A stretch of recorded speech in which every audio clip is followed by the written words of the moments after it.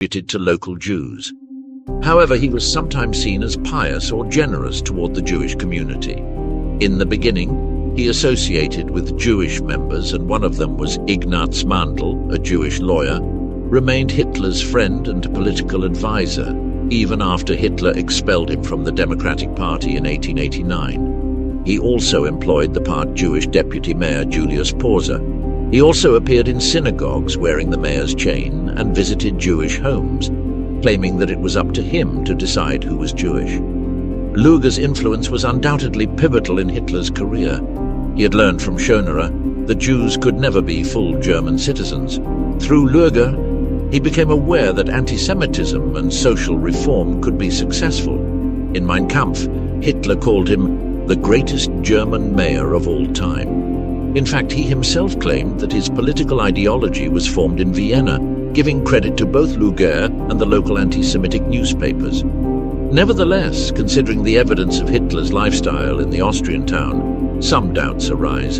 Adolf Hitler had Jewish acquaintances and business associates. In fact, everything indicates that Hitler did not adopt a comprehensive anti-Semitic ideology until after leaving Vienna for Munich.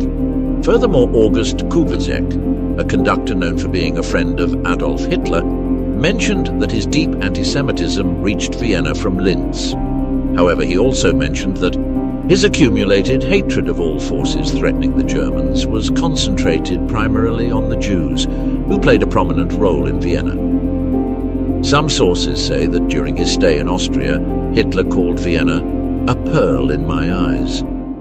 However, some historians indicate that he never managed to settle there, as he hated its people. Munich, the city that shaped the Führer. In May 1913, Hitler escaped to Munich, a city within the German Empire, to avoid his military service in Austria-Hungary. The idea of serving in an army alongside Jews and Slavs terrified him. However, he was always drawn to the culture, strength and prosperity of the German Empire. Hitler's present situation was not very encouraging. He had to wait a few months to collect his father's inheritance and wanted to enter the Munich Art Academy, but had little faith in finding a place. On January 18, 1914, the Austrian authorities managed to locate him and serve him with a court summons demanding his return. He argued that he had left his native country because the racial mixing in Vienna disgusted him. The Austrian police informed him that evading military service carried a heavy fine, but leaving Austria constituted desertion, which carried a prison sentence. Without much choice, Hitler traveled to Salzburg, where he was examined and subsequently declared unfit for military service. The First World War awakened the leader of horror. In 1914, World War I began, a decisive milestone in Adolf Hitler's life.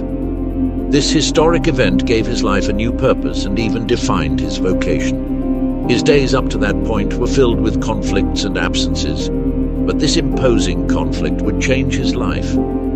That same year, he decided to enlist in the Bavarian army, which, alongside the German army and the Austro-Hungarian Empire, fought against France, England and Russia.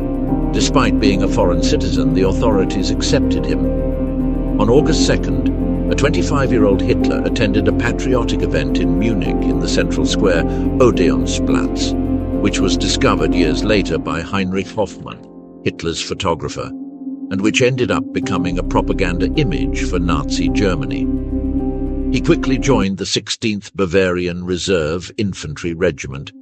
He received military training that was as limited as it was accelerated, and his unit was quickly sent to Belgium. They fought in the First Battle of Ypres, fought in October and November 1914. This was Hitler's only experience of frontline battle. Hitler was later promoted to Gefreiter, the second rank of promotion for a private. Generally speaking, this position was roughly equivalent to the rank of private first class in the United States Army, which is often erroneously translated as first corporal. This was the only promotion he received. He remained under that title until the end of his service. However, he received various medals: the Iron Cross, second class in December 1914, and the Iron Cross, first class, in August 1918. In 1914, Hitler was appointed as a messenger. His job was to carry messages to and from regimental headquarters. Over the next 4 years, the regiment fought in various battles in both Belgium and France on the Western Front. During these engagements, Hitler was often several kilometers from the front. However, during the Battle of the Somme, he was wounded by a shell splinter in the upper thigh. Hitler served on active duty with his unit for most of World War I, but spent part of his time on the home front.